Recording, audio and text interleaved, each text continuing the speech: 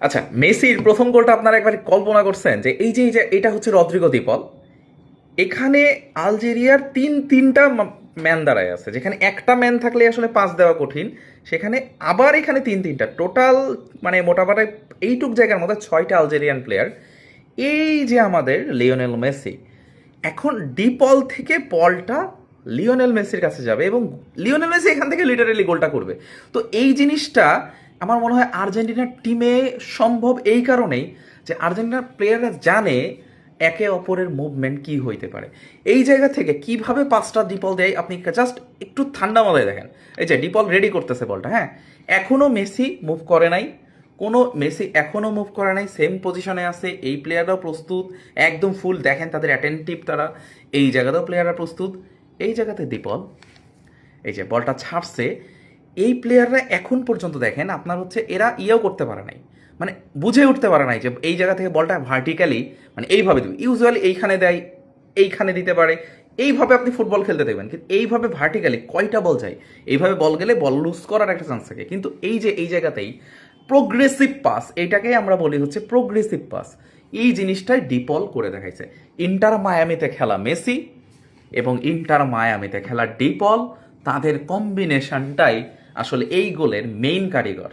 তো আমরা দেখি কি হইলো, ডিপল পাস দিল, এ দেখেন এই প্লেয়ারটা, এই তিনটা তো বুঝে ওঠার আগেই বল তাদেরকে পার করে গেছে, এই তিনটা বুঝে ওঠার আগে বল পার গেছে। এই এই দুইটা ম্যানের কত ক্লোজ বল জাস্ট ইমাজিন করেন। এই যে মেসি, কিন্তু বল তারা নিতে পারবে না, চলে গেল মেসি পায় কিভাবে, মানে জাস্ট ভাবেন যে এইখান থেকে ডিপল এতগুলা ম্যান ভেদ করে এইখানে মেসিরে দিবে। এবং আপনি দেখেন একটা দুইটা তিনটা চারটা ম্যান, হ্যাঁ আর্জেন্টিনারও দুইটা ম্যান আছে, একে দুইজন মার্ক করতে পারবে ইজিলি, একে দিয়ে কোনো লাভ নাই, এ তো পড়েও যাবে। এখনই দেখেন মেসি বলটা নিল, আগাচ্ছে, দেখেন ও প্লেয়ারটার, এই প্লেয়ারটা দেখেন, এই প্লেয়ারটার সাথে এই প্লেয়ারটা ধাক্কা খেয়ে পড়ে যাবে। মেসির কাছে অপশন বলতে গেলে এই, কেউ আসলে এরা ভাবেই নাই যে এই বুড়া মেসি আসলে এখনও তার পায়ে সেই জাদু আছে যেটা তার একসময় ইয়াংকালে ছিল।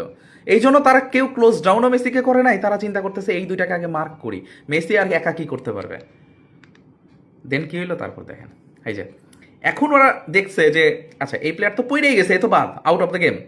এখন এরা রিয়েলাইজ করছে যে না, এই তো মেসি ঢুকে যাচ্ছে আর একে তো বল দেওয়া সম্ভব না, এখন যদি কিছু করে মেসি করে ফেলবে।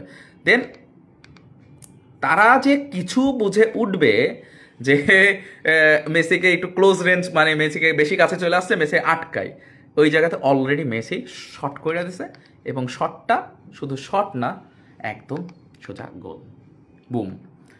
এটা হচ্ছে কে জানেন, এটা হচ্ছে জিনেদিন জিদানের ছেলে লুকাস জিদান না লুক জিদান, যাই হোক, মানে তার হাতে লেগে বলটা ঢুকে গেছে, এইখান থেকে মেসির শট, বুম, গোল।